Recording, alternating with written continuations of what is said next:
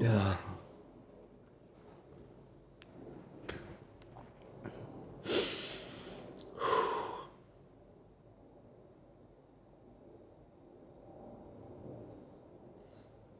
I just don't know what to say.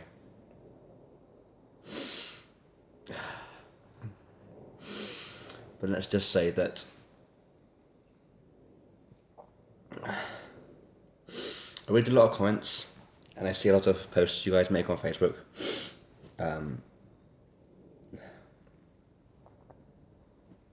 about how you think Australian Survivor is shit compared to other survivors and the US version and whatever spoilers or Reddit predictions do you guys read or sources you get from. But you cannot deny that that was great TV. And the music, the score, the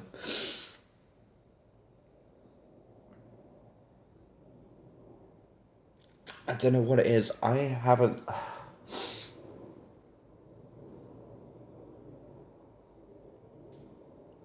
can't remember the last time a winner in Survivor US got me this emotional. I think because I think you can see now the difference between what American reality TV does versus what the rest of the world sees. In a weird way, it's the same thing as MasterChef Australia. They play with their heads and their hearts, but they also have a story to tell. And with Edge of Extinction just last year, I must admit, Deer versus Goliath was a very, very good season. That's probably the last season I will remember being a good. Wasn't the greatest build up to the final three out of four, but it was a good outcome for me personally. There are two Survivor. Like, I don't remember last year's Survivor champions as a contenders. I don't even think I watched the entire season. I think they kind of ruined it with the Russell Hantz angle. Nothing against Russell because I think he's a great guy and I think he has a very good validation of what Survivor represents for him. But the way in which Champions was a contenders ended, I don't think it was the same outcome as what this year has brought to the game, and what it transcends into real life and the people that you play this game with or the people that you involve yourself with.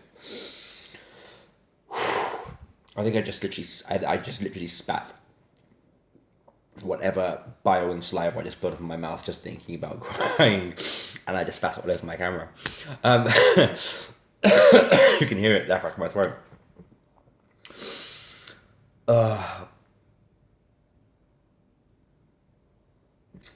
All I can say to you is that in the 6 seasons that Australian has had Survivor, whatever season you played it as, you think of Kirsty Bennett at the final 3 immunity challenge with her father there, and this plea that she made to Lee at the end about taking him to the end, and her story.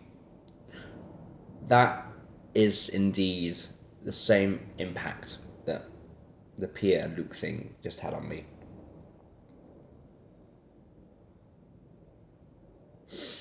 It's really tough to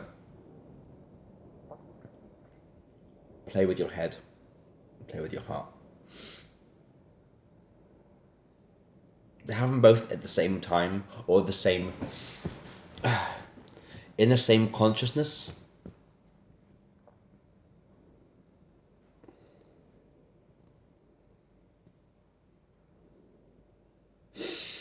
And it's never, the Australian Survivor, the way it was edited and the way they built that up, they have never ever, I don't think in the history of Survivor that I've seen, and you think about all 38 seasons of American version, I've got 2 seasons of it in the UK and the 6 seasons of it in Australia, I cannot recall a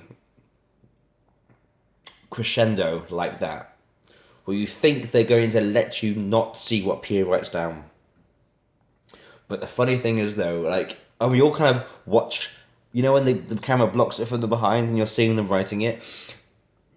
You could see that she wrote the K, that K, and then the camera panned to the right, and you saw the E, and you knew there. Then you could see all of Luke's name, and the music just stopped.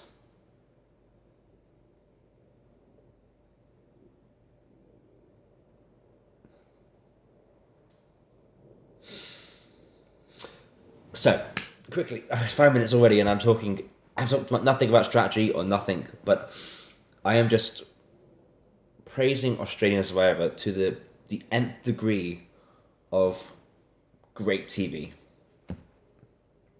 Now, in the game, if I was PIA, and I might not be physically strong enough to win the final immunity challenge, therefore I may not make it to the top two with Harry and Baden, and there's a possibility that I might even win in the final of the Tribal Council against any of them, then that means Luke doesn't win any money, and Pierre doesn't win any money. For both those families, that talk on the beach was about both their families and what they could possibly do for each other and in their lives. Okay, yes, this point in the game when it's down to 4, you have to have your heart in the game a little bit. You have to. I'm curious to see how Pierre's story will pan out. Because I really think the scene would not be that dramatic if Pierre doesn't win this game. But I don't know. And I'm trying to stay away from the spoilers because in the UK we have to wait and see what happens. What Baden and what Harry's plans are is now irrelevant. If Baden and Harry make final 2,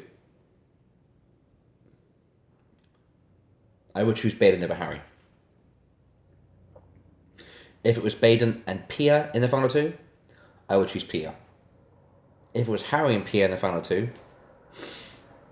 I think that would be the best battle over the two, because I really think the two of them will go claw to claw, and I think the most truth and damage will be done at Tribal Council. The most brutal honesty would come out of Harry and Pia, because I think Harry had his nickname of Dirty Harry, and Pia had a name of the Smiling Assassin. For me, the final Tribal Council would be best with Pia and Harry, and I still think Pia will win. But I don't know who. All 3 of them. I'm glad now that Luke's gone out. Spoilers. It means that all 3 of them can win a game that was never pegged to be theirs. I think Pierre kind of was like always. Harry played a villain game. And Harry will win a villain game if he wants to play it that way. And Baden has had great interviews behind his gameplay, back behind the scenes, because we've seen it on the TV, so therefore we know that Baden has been portrayed as his game plan has been quite easily proclaimed, but for him to tell it to a jury, we'll see what happens.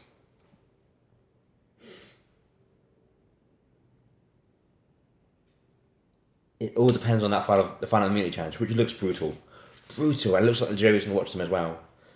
So we're going to find out, we're going to see.